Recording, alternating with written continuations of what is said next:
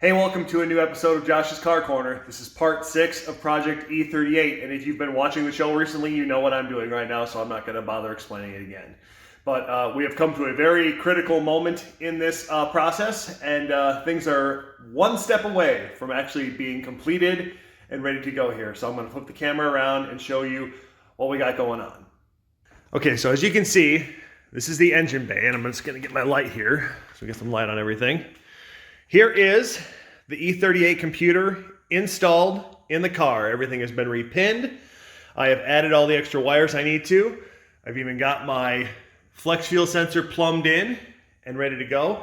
Here are the connectors for where I cut the body harness and reconnected it back together. So that is all in the car and ready to go. So why it looks like this weird situation is because it has 2 grounding lugs on it, and I needed to have them grounded to so they just conveniently go right to the holes for the strut towers right now. So one's over here, and then that one, which is normally on the front of the motor, is over there. Got a battery on it. And just so I can prove this is not any kind of Hollywood trickery, so we'll turn it on. Now I will tell you right now, it's gonna freak out because I have no seats in the car, so the airbag fault's gonna go off. And it also says very low fuel, but it says that for a reason. So there's the airbag fault, but it doesn't say fuel gauge error, contact dealer. If it said that, then the security link would not be there. But because it didn't say that, we have a security link. So that part of it is done. So what I'm going to do now is, for the first time, I'm going to send a new tune file to the ECU that will hopefully fix the fuel gauge problem.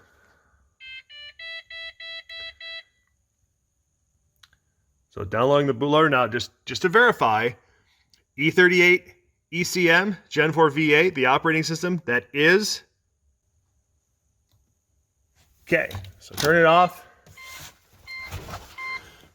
Turn it back on. Hopefully this will fix the fuel gauge problem. The values were set way too low for it. Nope, still says very low fuel. I get to work on that.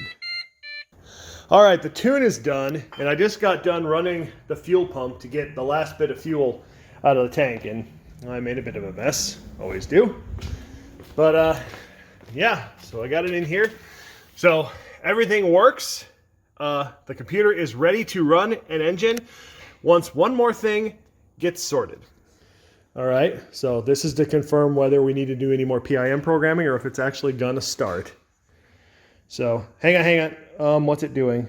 It's saying millivolts right now. Yeah, that's my switch. All right. So just turn it to start. Did you? Yep. Okay, it's not doing anything.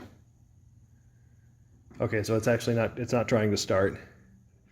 There's only one more step, and that is it. And I know how to do it, but the tricky thing is, I'm gonna have to use out-of-use GM software hooked to a virtual Tech 2 machine running on a computer to get it done. So it's going to be a complicated thing. But fortunately, once I get the first one done, any one I do after that will be a lot easier, because we'll look at the PIM, we'll look at the entire memory chip in it, and we'll just find the one hex value that got changed for the thing we need to edit.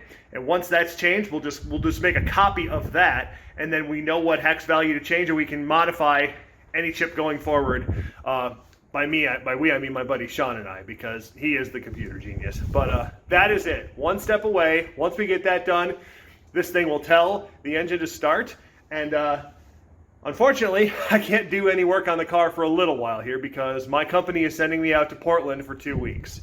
So I'm going to be away from this, working on that. And then when I come back, got to get the engine to my engine shop, and we got to get the oil pressure problem fixed. They're going to put a 58X reluctor on the crank. I've got a new crank position sensor, and just got to change the things to fix the oil. And hopefully while it's at their shop, we can run it up on the dyno, make sure the oil pressure is good, and then we'll bring it back to the car, pull it all back together, and with any luck, it will all run, and it will be the first actually Holden coupe, VX, VY, VZ coupe ever to run on an E38.